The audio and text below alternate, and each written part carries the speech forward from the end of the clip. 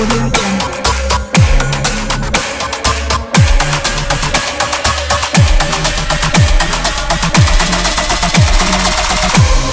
Audio Jungle. Setiap hari, tanpa kita sedari, jumlah sisa yang dihasilkan terus meningkat.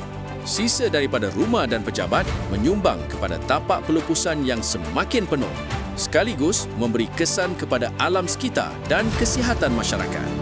Tapak pelupusan bukan sekadar timbunan sisa, malah berpotensi mencemarkan tanah, sumber air dan kualiti udara jika tidak diurus dengan baik. Namun, perubahan boleh bermula dengan kesedaran dan tindakan yang berterusan.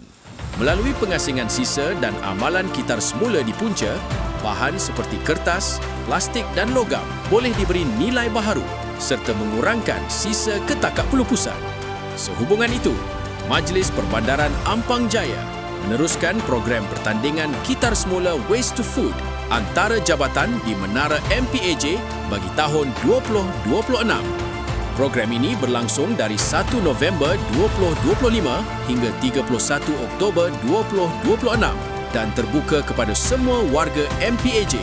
Setiap 1 kilogram barangan kitar semula akan menerima 1 cok yang boleh ditebus dengan barangan keperluan harian.